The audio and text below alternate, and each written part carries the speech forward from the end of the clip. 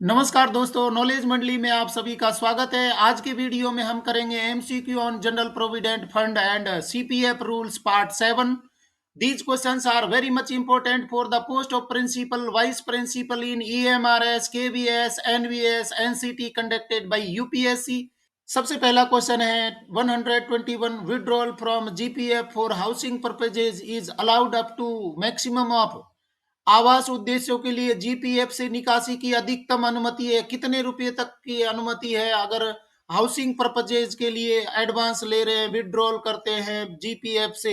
Option A 50% of the amount at subscriber's credit, B 75% of the amount at subscriber's credit, C 90% of the amount at subscriber's credit, D 95% of the amount at subscriber's credit. So correct answer is C, 90% of the amount at subscribers credit।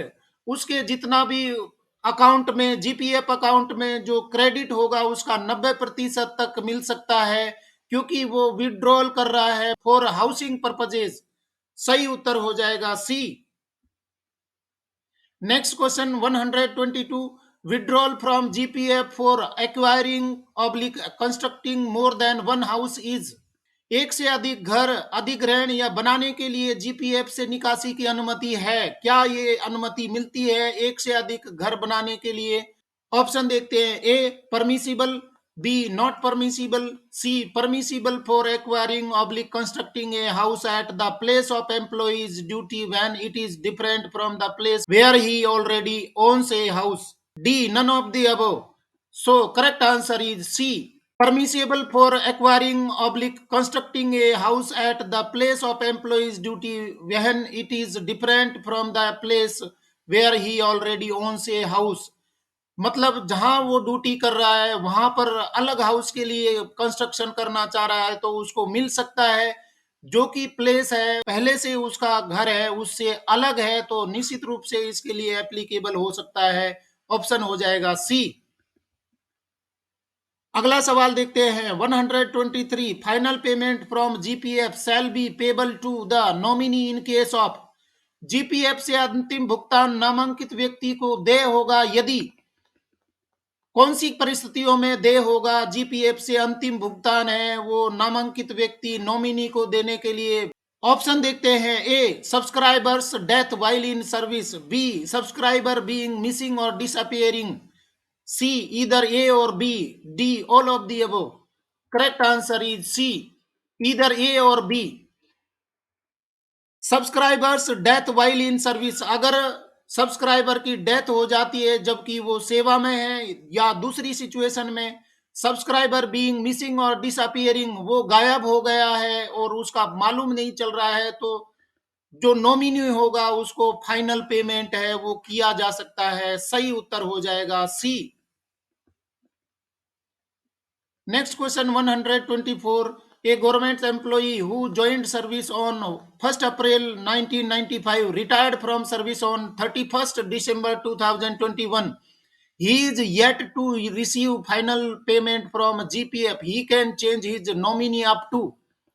बहुत important question है। एक सरकारी कर्मचारी जो 1 अप्रैल 1995 को सेवा में शामिल हुआ, 31 दिसंबर 2021 को सेवा से सेवानिवृत्त हुआ, उन्हें अभी तक जीपीएफ से अंतिम भुगतान नहीं मिला है। वह अपना नॉमिनी बदल सकता है। कब तक नॉमिनी बदल सकता है? अगर वो 31 दिसंबर 2021 को रिटायर हो जाएगा तो वो कब तक अपने नॉमिनी को चेंज कर सकता है? देखते हैं। Option A 1 April 2005, B 1 April 2015, C 31 December 2021, D till the settlement of final payment.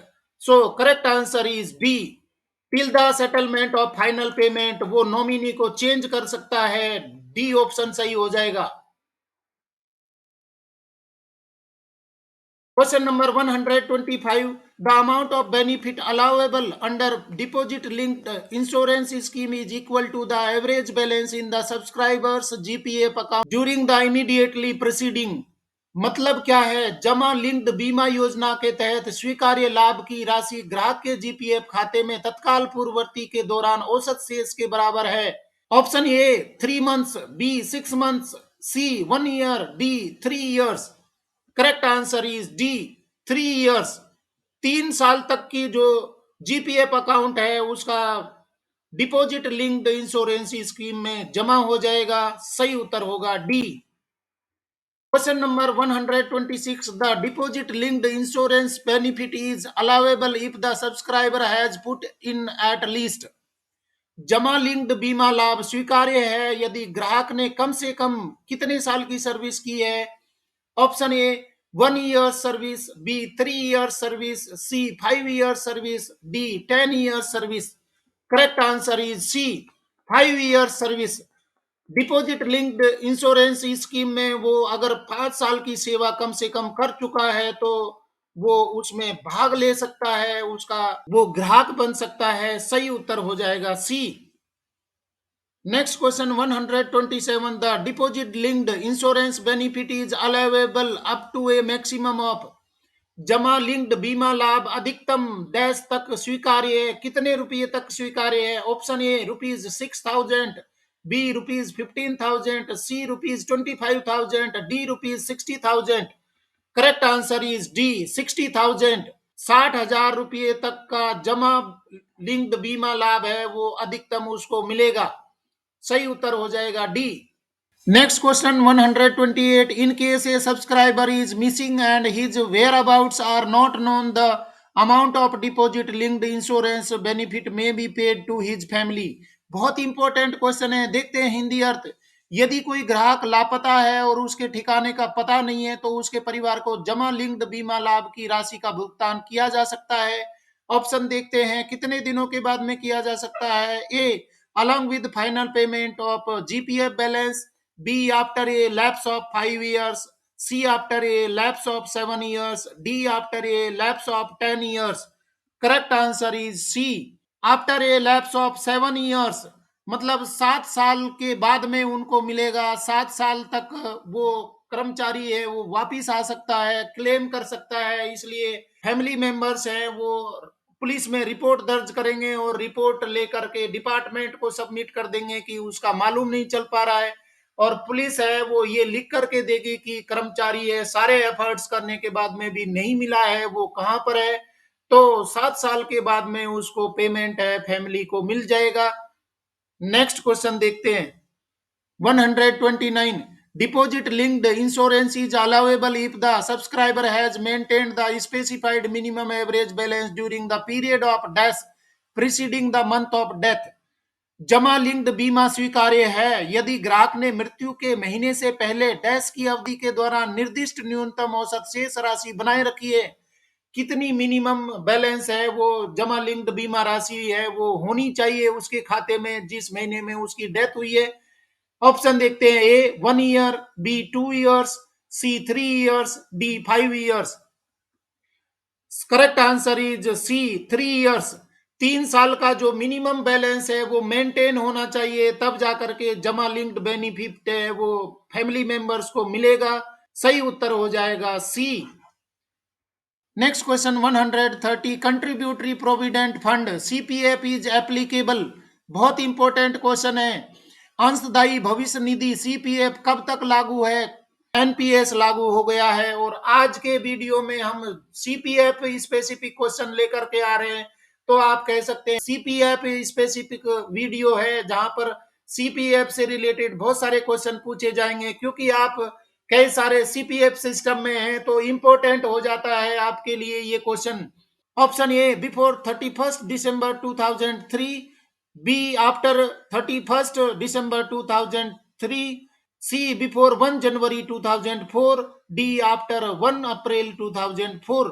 Correct answer is A before 31 December 2003, क्योंकि जनवरी 2004 के बाद में एनपीएस लागू हो गया इसलिए यहां पर जो सीपीएफ स्कीम है वो सिर्फ लागू है 31 दिसंबर 2003 से पहले। सही उत्तर हो जाएगा A. Next question 131, contributory provident fund CPF is admissible to.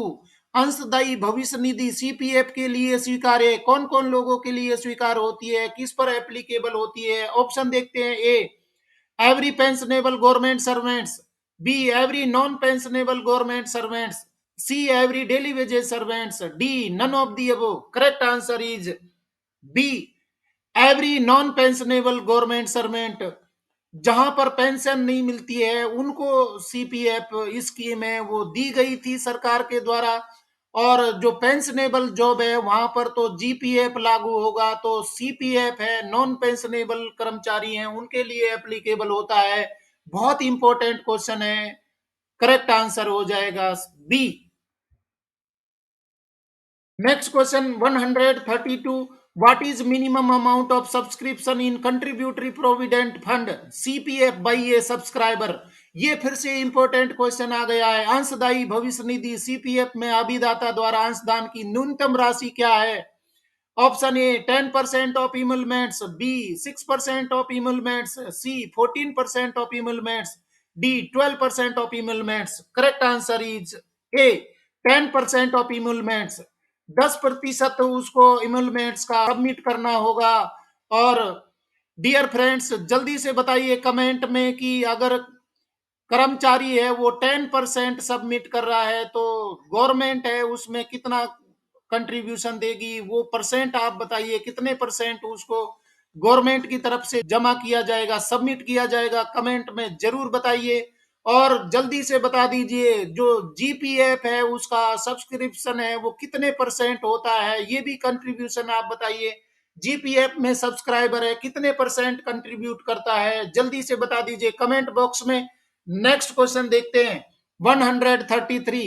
What is the contribution in contributory provident fund GPF on every 31st March by the government? सरकार द्वारा प्रत्येक 31 मार्च को अंशदायी भविष्य निधि सीपीएफ में क्या योगदान है, कितने परसेंट वो सबमिट करती है गवर्नमेंट एम्प्लॉय के खाते में? ऑप्शन देखते हैं। A 20% of emoluments, B 6% of emoluments, C 14% of emoluments, D 10% of emoluments. Correct answer is D 10% of emoluments. इससे पहले मैंने आप कमेंट करने को कहा था और आपने निश्चित रूप से सही कमेंट किया है। और गवर्नमेंट का जो कंट्रीब्यूशन है वो 10% होगा सब्सक्राइबर के अकाउंट में। बहुत इंपॉर्टेंट क्वेश्चन है। क्वेश्चन देखते हैं 134। If a subscriber is not contribute in contributory provident fund CPF for any period then what will be contribution by the government? अगर किसी समय पर सीपीएफ में सब्सक्राइबर कोई कंट्रीब्यूशन नहीं दे रहा है तो सरकार उसमें कितना कंट्रीब्यूशन करेगी? हिंदी अर्थ देख लेते हैं। यदि कोई अभिदाता अंशदायी भविष्य निधि सीपीएफ में किसी अवधि के लिए अंशदान नहीं करता है तो सरकार द्वारा कितना अंशदान किया जाएगा? क्योंकि सब्सक्राइबर है वो सब्सक्रिप्शन उसमें नहीं कर रहा है तो क्या सरकार सब्सक्रिप्शन करेगी या नहीं करेगी? ऑप्शन देखते हैं। A half contribution for that period, B full contribution for that period, C no contribution for that period, D 10% of emoluments. सही उत्तर होगा C no contribution for that period. अगर कर्मचारी कंट्रीब्यूट नहीं कर रहा है तो निश्चित रूप से गवर्नमेंट भी उसमें कोई कंट्रीब्यूशन नहीं करेगी। सही उत्तर हो जाएगा C. Question number 135। What is the admissibility of advances oblique withdrawals from contributory provident fund CPF? अंशदायी भविष्य निधि सीपीएफ से अग्रिम निकासी की स्वीकार्यता क्या है? ऑप्शन देखते हैं। ए 3 months pay or half the amount of subscription at his credit whichever is less, B 3 months pay or full the amount of subscription at his credit whichever is less, C 12 months pay or half the amount of subscription at his credit whichever is less, D 12 months pay or full the amount of subscription at his credit whichever is less. Correct answer is A 3 months pay or half the amount of subscription at his credit whichever is less. अगर advance ले रहे हैं निकासी कर रहे हैं तो 3 महीने की सैलरी के बराबर, 3 महीने के बेसिक के बराबर या 50% उसका टोटल सब्सक्रिप्शन है वो मिल सकता है अग्रिम के रूप में, निकासी के रूप में। नेक्स्ट सवाल 136। How much installments for the advance from contributory provident fund CPF if the advance is taken off within 3 months पे? मतलब है अंशदायी भविष्य निधि सीपीएफ से अग्रिम के लिए कितनी किस्तें यदि अग्रिम 3 महीने के वेतन के भीतर लिया जाता है, मतलब 3 महीने का वेतन लिया जाता है, 3 महीने के वेतन के बराबर एडवांस लिया जाता है तो उसको कितने किस्तों में वापिस लौटाना होगा? ऑप्शन देखते हैं, A 36 installments, B 12 installments, C 24 installments, D 60 installments. Correct answer is C 24 installments. अगर उसने एडवांस 3 महीने के वेतन के बराबर लिया है तो उसको 24 महीने की किस्तों में लौटाने होंगे। Next question 137. A CPF account shall be opened in the name of each subscriber in which shall be shown. प्रत्येक अभिदाता के नाम से एक सीपीएफ खाता खोला जाएगा जिसमें दिखाया जाएगा क्या क्या चीजें होंगी सब्सक्राइबर के खाते में। Option A his subscriptions and contributions made by government to his account, B interest as provided by rule 12 on subscription, C advances and withdrawals from the fund, D all of the above. Correct answer is D all of the above. सभी होंगे, उसका खुद का subscription होगा, government ने कितना contribute किया है वो भी उसके खाते में होगा, इंटरेस्ट जो उसको मिला है रूल 12 के तहत, और साथ में ही एडवांसेज विड्रॉल्स उसने कुछ किए हैं, तो ये सारे उसके सीपीएफ अकाउंट में मेंशन होंगे। सही उत्तर हो जाएगा डी। अगला सवाल 138। Every CPF subscriber shall subscribe monthly to the fund when. प्रत्येक सीपीएफ अभिदाता मासिक रूप से कोष में अभिदान करेगा जब। कंडीशंस देख लेते हैं, A on duty or foreign service, B during a period of suspension, C during a period treated as dies non, D during leave which does not carry any leave salary or carries leave salary. सही उत्तर होगा A on duty or foreign service. प्रत्येक अभिदाता को जब वो duty पर है या फॉरेन सर्विस में है तो उसको मासिक सबमिट करना होगा, उसको सब्सक्रिप्शन है वो पे करना होगा। और अगर वो इन सिचुएशन में सस्पेंशन में है तो सब्सक्रिप्शन गवर्नमेंट नहीं काटेगी, देने की आवश्यकता नहीं है बिना कंसेंट के। और ड्यूरिंग डाइज नॉन यहाँ पर भी सब्सक्रिप्शन नहीं लिया जाएगा। और कोई लीव है जहां पर की लीव सैलरी नहीं मिल रही है तो सब्सक्रिप्शन देने की जरूरत नहीं है।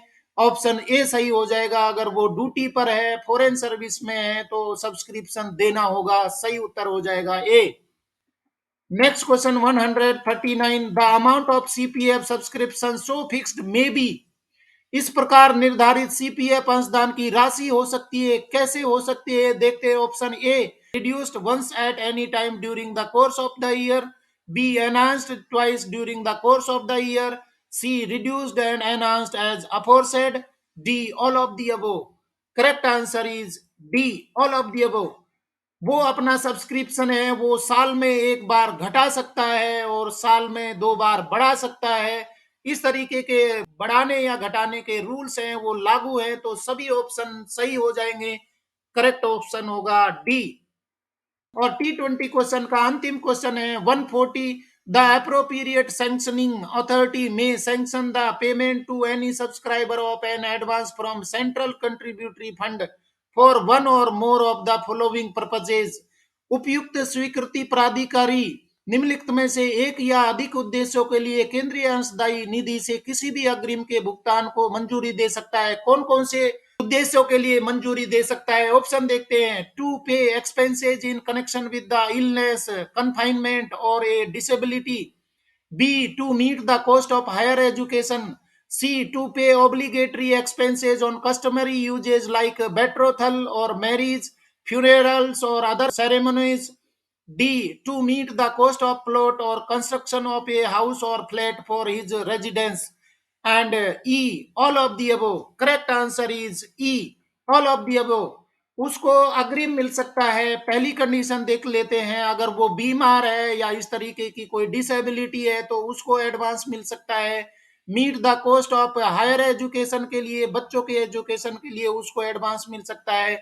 To pay obligatory expenses on customary usages, customary usages जो सांस्कृतिक कार्यक्रम होते हैं, बेट्रोथल है, मैरिज है, फ्यूनेरल है और दूसरी कोई फंक्शन है, उनके लिए भी मिल सकता है। डी देखते हैं, to meet the cost of plot or construction of a house or flat for his residence.